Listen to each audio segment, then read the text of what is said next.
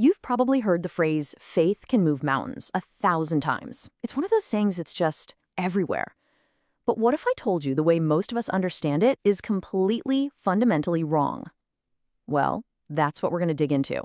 We're going to unpack this famous phrase and find a very different and maybe even more challenging meaning hidden inside. Right? So you know the one. We hear it all the time. The basic idea is super appealing. If you just believe hard enough, if your own personal faith is strong enough, you can overcome literally any obstacle, no matter how huge. So that brings us to the real question, doesn't it? Is this all about you, as one person having some kind of mental superpower that lets you conquer whatever life throws at you? Is that really what this is all about? Well, according to the source material we're looking at, the answer is a hard no. In fact, it says that this whole idea is an absolutely false concept. Whoa, that's a pretty bold statement, right? And it immediately makes you wonder, if that's not what it means, then what on earth does it mean? To figure this out, we've got to take the phrase apart, piece by piece. And we're going to start with the first part, the mountain itself. So, let's be super clear here. We are not talking about moving an actual, literal mountain made of rock and dirt. The power being talked about here has nothing to do with geology. It's all about something bigger, something social and even political. And here's the absolute key. The mountain is a metaphor. It stands for a massive, seemingly immovable problem that a whole community is facing together. In its original context, that mountain was almost certainly the crushing power of the Roman Empire. So, see, this isn't about a personal problem. It's about a collective crisis. Okay, so if the mountain is actually a huge political problem, well, that completely changes how we have to look at the second part of the phrase, the faith that's supposed to move it. It's the next logical question, right?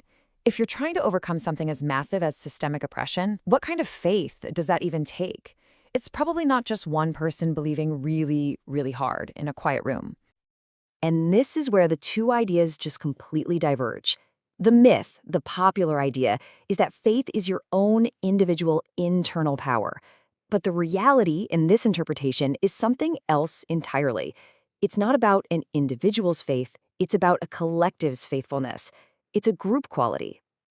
And the source, well, it doesn't pull any punches. It flat out calls the idea that your faith is some kind of personal superpower nonsense.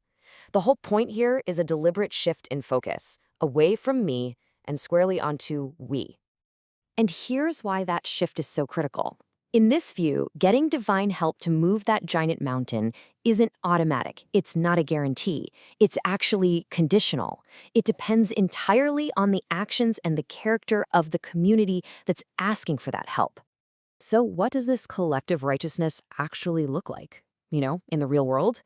The source breaks it down into some very tangible things that make up a strong, unified community, what it calls a brotherhood.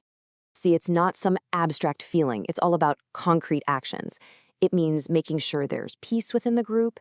It means people are actively forgiving each other. And it means they're out there doing good deeds, what's called SALT, that kind of preserve the goodness of the community. These are the ingredients of that collective faithfulness.